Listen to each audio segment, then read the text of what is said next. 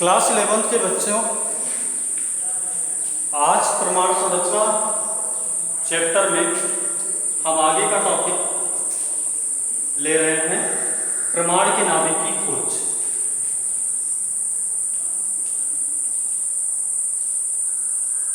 प्रमाण के नाभिक की खोज।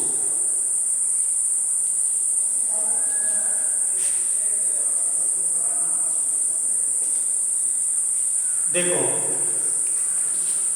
प्रमाण के नाभिक की खोज, प्रमाण के नाभिक की खोज कैसे हुई? 1911 में रदरफोर्ड ने प्रमाण के नाभिक की खोज की। इनके निर्देशन में कार्य करने वाले कुछ वैज्ञानिक गाइगर तथा मार्सडेन द्वारा अल्फा कण प्रकीर्णन प्रयोग किया गया। रदरफोर्ड, मैंने बताया कि प्रमाण नाभिक की खोज 1911 में रदरफोर्ड ने की थी। इनके निर्देशन में कार्य करने वाले कुछ वैज्ञानिक गाइगर, मार्सडेन ने अल्फा कण प्रकीर्णन प्रयोग किया। इन्होंने स्वर्ण धातु, प्लेटिनम धातु, कॉपर धातु की पतली पन्नी पर तीव्रगामी अल्फा कणों की बौछार करें, बमबारी की। इसके लिए अल्फा कणों की प्राप्ति के लिए इन्होंने क्या किया था? पोलोनियम को लिया था। पोलोनियम से अल्फा कणों को एक पुंज के रूप में स्वर्ण धातु की पतली पन्नी पर प्रवाहित किया। तो इस प्रयोग से तमाम निष्कर्ष निकले। अल्फा कण जब स्वर्ण धातु की पतली पन्नी पर पड़ते हैं तो क्या होता है? दीप्त प्रकाश प्राप्त होता है, जिसे देखने के लिए इन वैज्ञानिकों ने जिंक सल्फाइड की लेपित परत लगाई थी। इससे अल्फा कणों के प्रकीर्णन से निकलने वाली जो किरणें हैं उनकी संख्या का अनुमान लगाया जा सकता था। इस आधार पर रदरफोर्ड ने बहुत सारे निष्कर्ष निकाले। देखा कि अधिकांश अल्फा कण धातु की पतली पन्नी को पार कर सीधे निकल जाते हैं। कुछ अल्फा कण 90 या उससे अधिक कोण पर मुड़ जाते हैं। बहुत कम अल्फा कण ऐसे थे, अल्प संख्या में अल्फा कण थे जो धातु की पन्नी से टकराने के बाद वापस अपने मूल पथ पर लौट आ रहे थे। इस प्रयोग से रदरफोर्ड ने निष्कर्ष निकाला, निम्नलिखित निष्कर्ष निकाला और बताया। क्या बताया? ये बताया कि प्रमाण में, पहले निष्कर्ष से उन्होंने बताया कि प्रमाण में अधिकांश भाग रिक्त होता है। यही वजह हो सकती है कि जो अल्फा कण स्वर्ण धातु की पतली पन्नी को पार कर सीधे निकल जा रहे हैं। इससे यही पता चल रहा है कि प्रमाण का अधिकांश भाग क्या होता है? रिक्त होता है। दूसरा निष्कर्ष इन्होंने निकाला कि प्रमाण के केंद्र में कुछ धनावेशित भाग उपस्थित है जो कि अति सूक्ष्म स्थान घेरे हुए, क्योंकि इन्होंने देखा कि बहुत कम अल्फा कण ऐसे थे जो स्वर्ण धातु की पन्नी से टकराने के बाद 90 या उससे अधिक कोण पर विचलित हो जा रहे थे और बहुत कम ऐसे अल्फा कण थे जो कि टकराने के बाद अपने मूल पथ पर लौट आ रहे थे। तो इस बात से उन्होंने निष्कर्ष निकाला, रदरफोर्ड ने निष्कर्ष निकाला कि परमाणु के केंद्र में अति सूक्ष्म स्थान घेरे हुए एक धनावेशित भाग होता है। इसी धनावेशित भाग को रदरफोर्ड ने नाभिक कहा। तो इस तरह से नाभिक की खोज हुई थी। अब इसे हम लोग देखेंगे डिटेल में।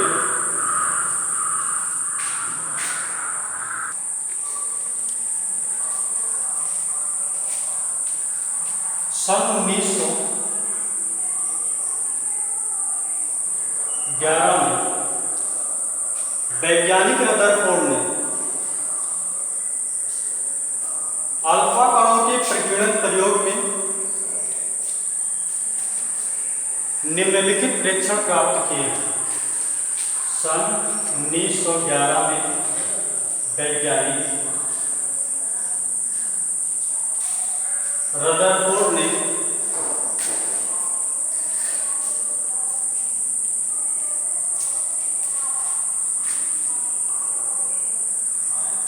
अल्फा कण प्रकीर्णन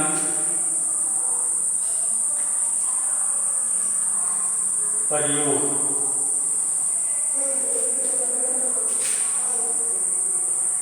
से निम्नलिखित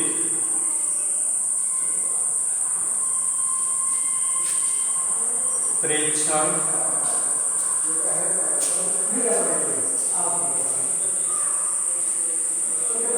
प्राप्त किए। निम्नलिखित प्रेक्षण प्राप्त किए। क्या? अधिकांश अल्फा कण अपने मार्ग से बिना विचलित हुए धातु की पन्नी में से होकर पार निकल जाते हैं। अधिकांश अल्फा कण, जैसे बहुत सारे अल्फा कण, क्योंकि बहुत सबको दिखाया नहीं जा सकता है तो समझने के लिए सबका एक बनाया गया है। तो अधिकांश अल्फा कण स्वर्ण धातु की पन्नी से पार होकर बाहर निकल जाते हैं। दूसरा प्रेक्षण, कुछ अल्फा कण धातु की पन्नी में से निकलते समय अपने मार्ग से 90 या उससे अधिक कोण पर विचलित हो जाते हैं और अल्प संख्या में अल्फा कण धातु की पन्नी से टकरा कर अपने मूल पथ पर वापस लौट आते हैं। तो ये बना लीजिएगा। बनाने के बाद जो प्रेक्षण हम लिखने चल रहे हैं उसे आप लोग लिख लीजिएगा।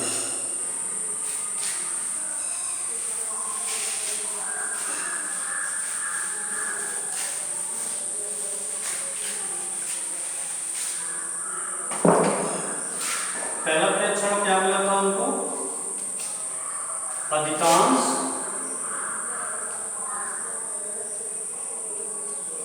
अल्फा कण धातु की पन्नी को पार कर बाहर निकल जाता है।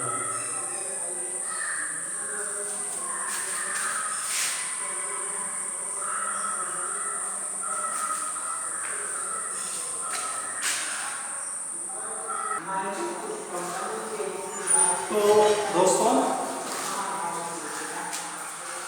प्रेक्षण जो प्राप्त किए थे रदरफोर्ड ने, कौन कौन से थे? अधिकांश अल्फा कण धातु की पन्नी को पार कर बाहर निकल जाते हैं। कुछ अल्फा कण धातु की पन्नी से निकलते समय अपने पथ से 90 या अधिक कोण पर विक्षेपित हो जाते हैं। अल्प संख्या में अल्फा कण पन्नी से टकरा कर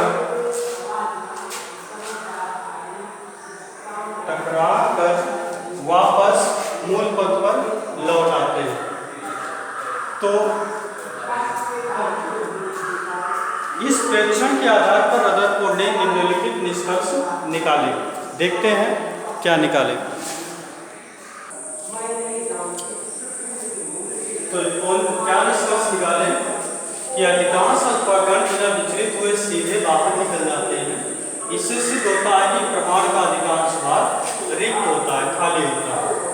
दूसरा निष्कर्ष क्या निकला कि देखा गया कि कुछ अल्फा कण अपने मार्ग से अल्प कोण पर विचलित हो जाते हैं। इससे यह सिद्ध होता है कि प्रमाण के केंद्र में कुछ धनावेशित भाग संचित है। और तीसरा निष्कर्ष जो निकला, चूंकि देखा गया कि अति अल्प संख्या में अल्फा कण अपने मार्ग पर वापस लौट आते हैं। इससे सिद्ध होता है कि प्रमाण के केंद्र में जो धनावेशित भाग संचित है वह कठोर एवं दृढ़ है तथा अति सूक्ष्म आयतन घेरे हुए है। तो इस तरह से इन निष्कर्षों की अल्फा कणों के प्रकीर्णन प्रयोग से पुष्टि होती है। इन निष्कर्षों के आधार पर नाभिक की खोज हुई।